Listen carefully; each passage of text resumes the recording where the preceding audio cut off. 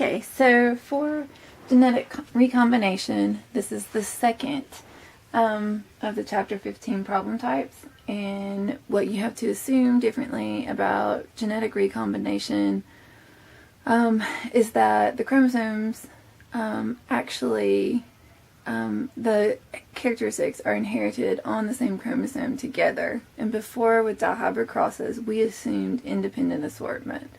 So this is the other side of that coin. What if there is no independent assortment? We are looking at linked genes. Genetic recombination then is the production of the offspring with combinations of traits that differ from either parent. And if you have linked genes, you should have absolutely no offspring that have different combinations. But that's not how it works in nature, and it rarely does.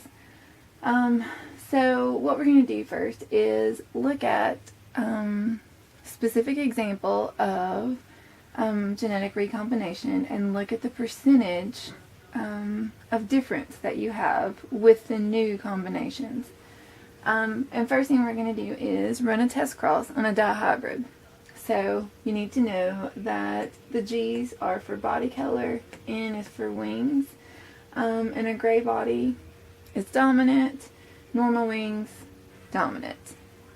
If it is a linked gene situation, everything that comes out of the parents should end up being gray body and normal wings.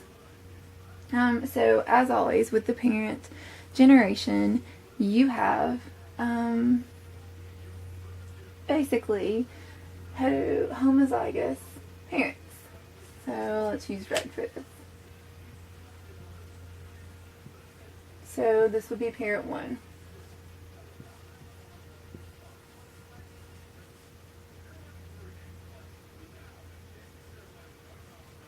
And in the F1s, you guys know that this is what you're going to find.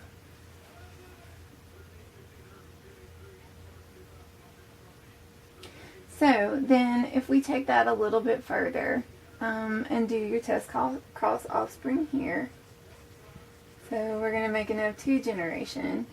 The only thing that you should see as a result of that would be gray normal wings,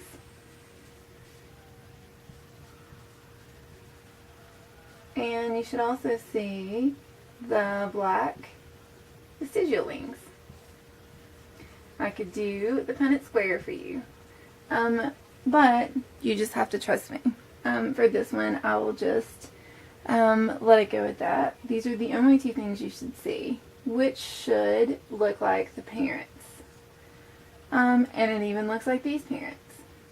Okay, what happens in nature, though, is that you end up having other offspring that do not look like the parents, and we call these recombinants. So if you have any that are gray and vestigial, or black and normal, these are going to be the recombinants. And these are going to be your parental types. So, the example in your book is on page 293. We're going to use the numbers that they used. Their numbers were 965 and 944. And these were the numbers of these offspring. 206 and 185. So, what they have learned over time and what you will practice on is that one map unit equals 1% recombination. So, since we got things that were not normal, we got recombinants, we can now use that information to map how close those two genes are on a chromosome.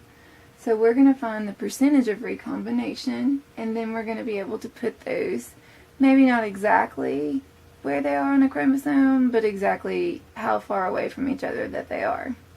So, in order to find the percentage of recombination, then we take the 206 recombinants and the 185, and we add those together, and we put it over, so we'll say recombinants, over the total. So for this one, it's 965 plus 944 plus 206 plus 185, and your book does a really good job of just going ahead and give you easily dividable numbers. For this one, it ends up being 17%.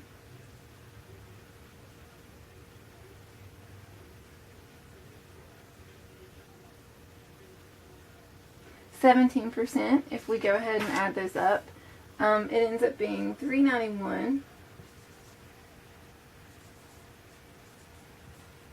And it's over 2,300 total offspring. So if you add these two over the total, you would divide that and it equals 17%. So your book goes ahead and shows you all of this. Feel free to use that as a source or a resource whenever you start to work on these problems. One map unit equals 1% recombination. So the distance between body color and wing shape would be 17 map units apart. So we would put a gene for body color and a gene for wings, and in between would be 17 map units. And that's what we would use that information for. The only thing we haven't really talked about is why that's even possible.